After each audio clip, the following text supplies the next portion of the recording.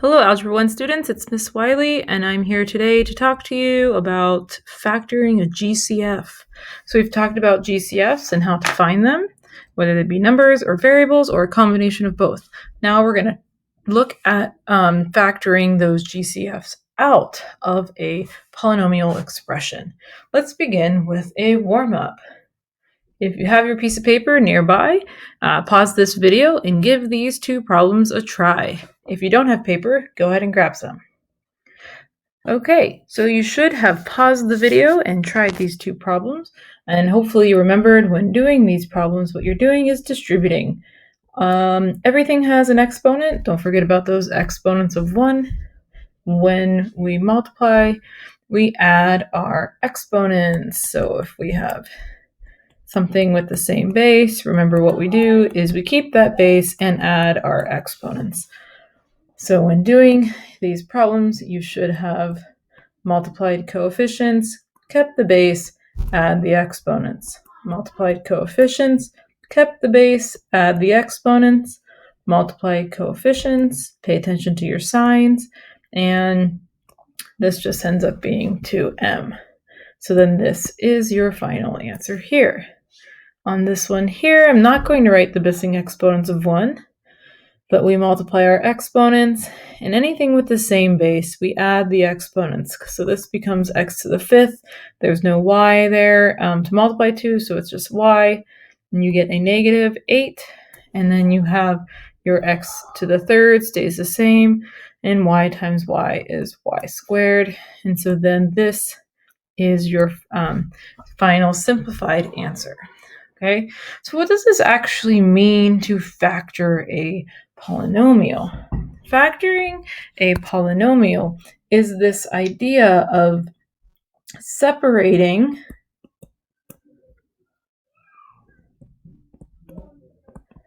a polynomial,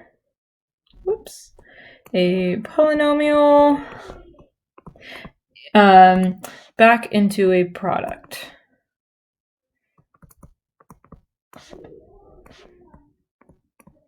So remember, a product is just, two things being multiplied. So we can take like a whole number like 6 and we can break it down or separate it into a product by rewriting it as 3 times 2, right? And there are different ways that you can write 3 times 2. You can write 3 times 2 with a dot in between or a parenthesis.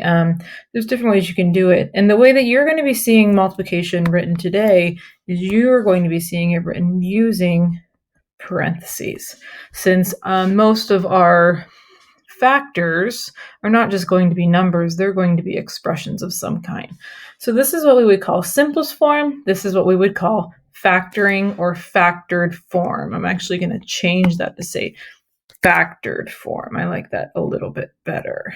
So we can do the same thing with our polynomials. We can think about simplest form, which you can see already I've written there, and you can see factored form as well. Okay, so let's get rid of that. So factored form is what we are going to be trying to get to. Now we have talked about problems like these first two, looking for a GCF or a greatest common factor, right?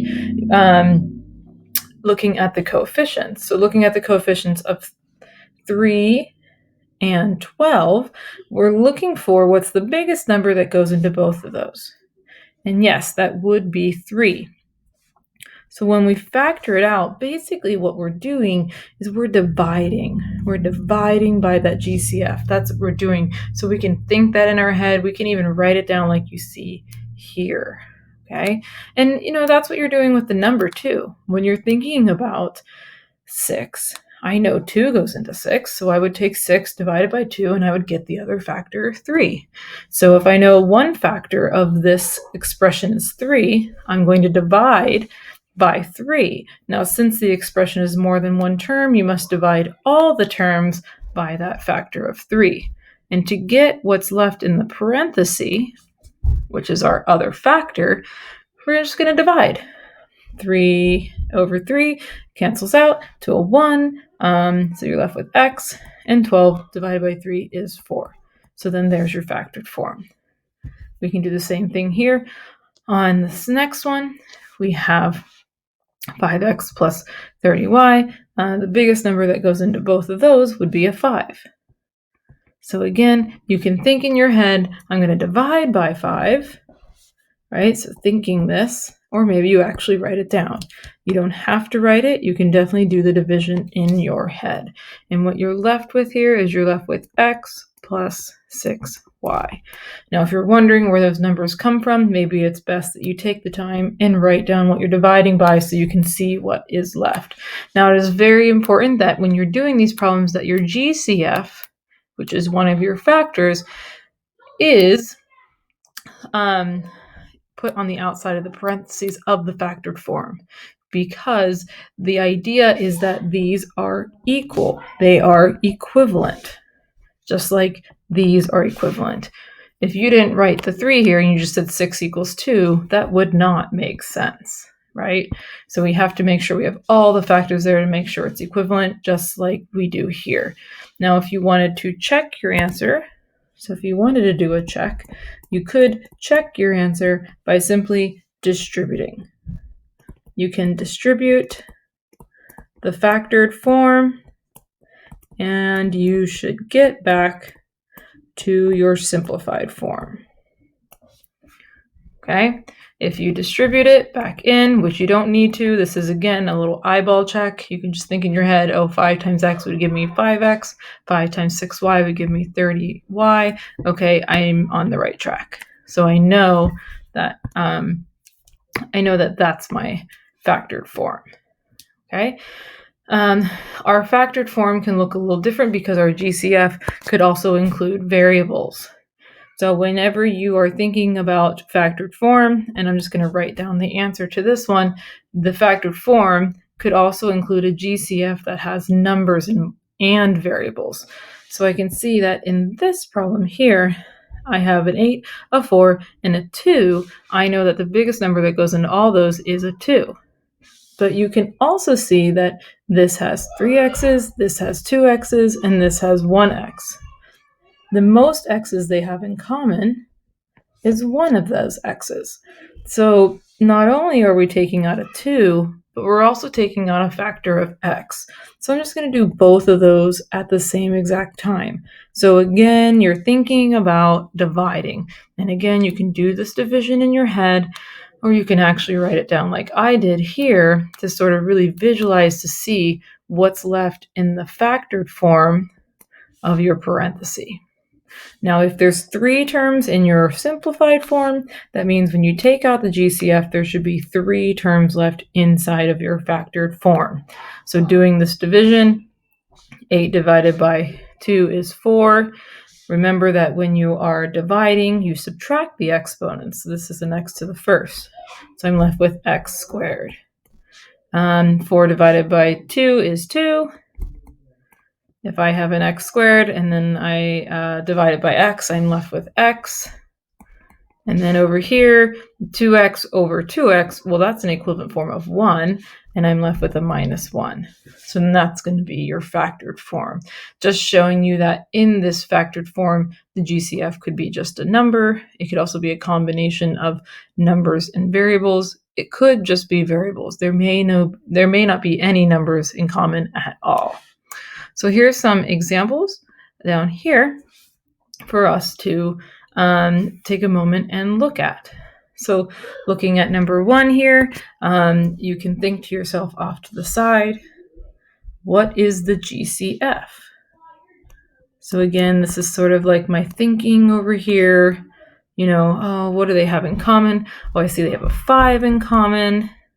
And I see that this has 3 of the b's, because remember, b cubed is b times b times b. So if that term has 3 b's and this term has 1 b, what are the most that they have in common? Well, that would be 1. So that's 5b would be your GCF. So again, you can think about that in your head, or you can take some time and actually write down what you're dividing each term by.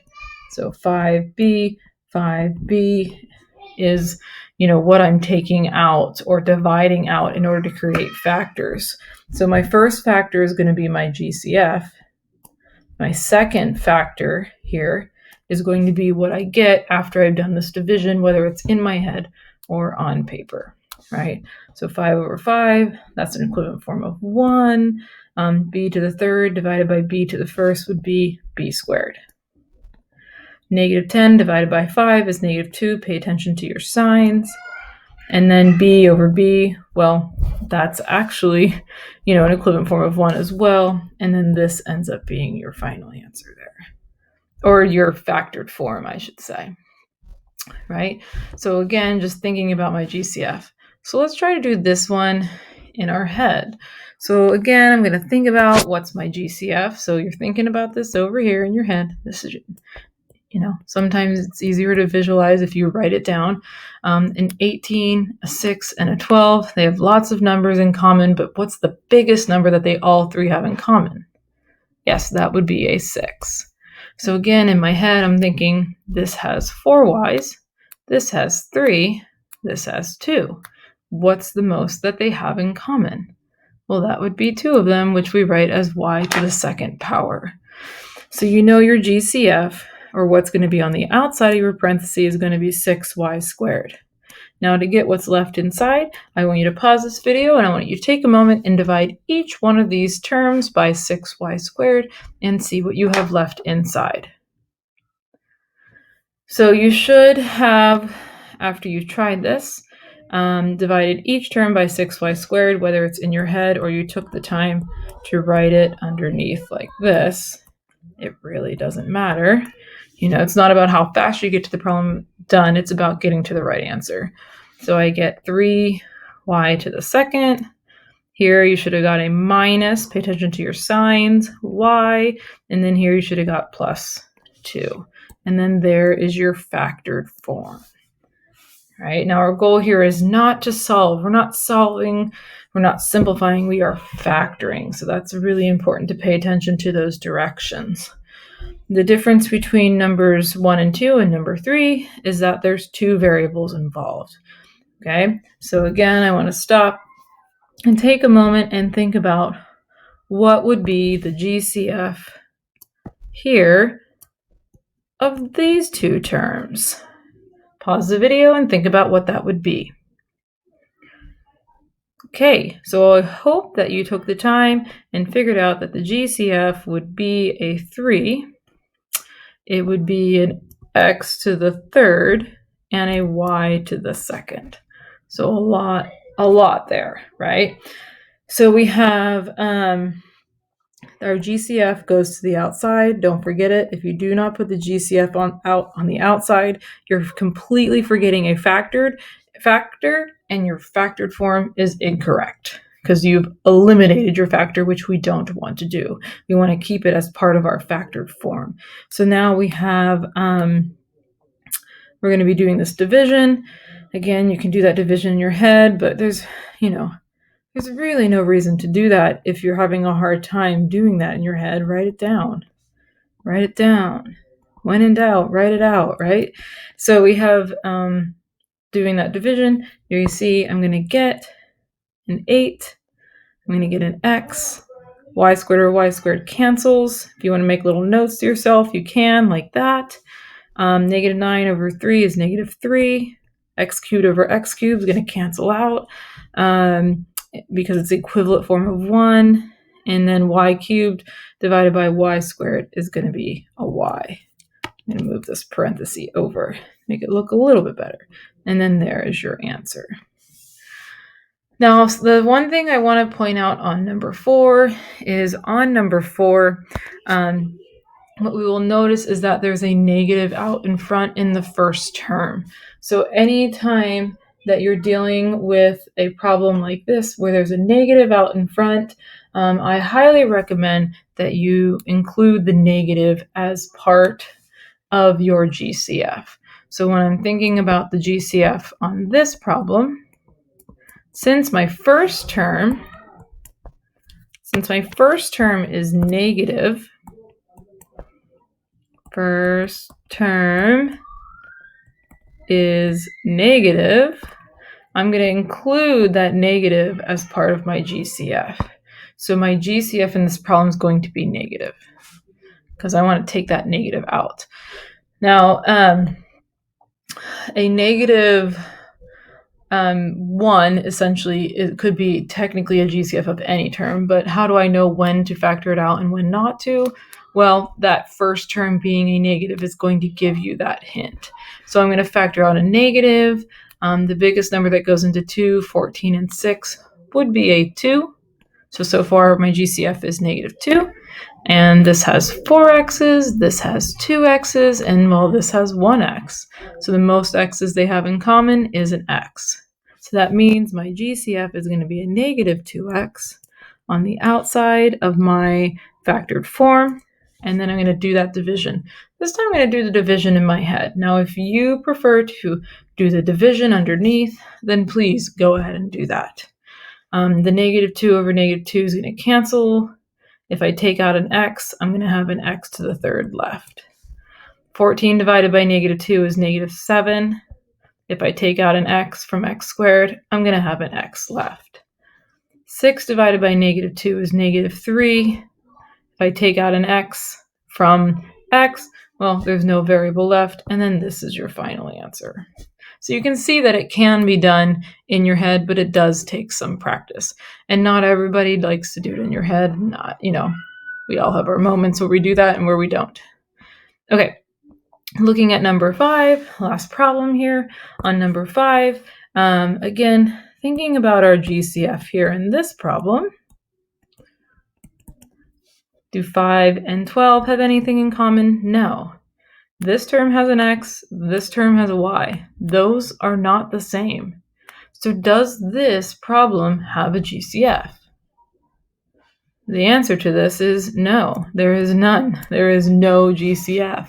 So can you factor this? No, you cannot. Now let's think about those things that you can't factor. If I gave you the number 7 and I said factor that, the most that you could factor that down to is 7 times 1. What about the number 5? If I asked you to factor the number 5, the most that you could factor that down to is itself times 1. What do we call these types of numbers that the only way you can factor them is that number times 1? Yes, we call those prime numbers. So it is possible that you get something that they ask you to factor and it can't be factored. That's when we would call this prime, right? Prime means that the polynomial cannot be factored. Just like prime numbers. So that doesn't happen very often, but it can happen. Just like it can happen with numbers, it can happen with polynomials. So I hope this video helped, talking about the simplest form versus factored form and what it means to factor a polynomial, along with how to factor out a GCF when the GCF is something other than just a number. Don't forget to hit like on this video and subscribe to my channel.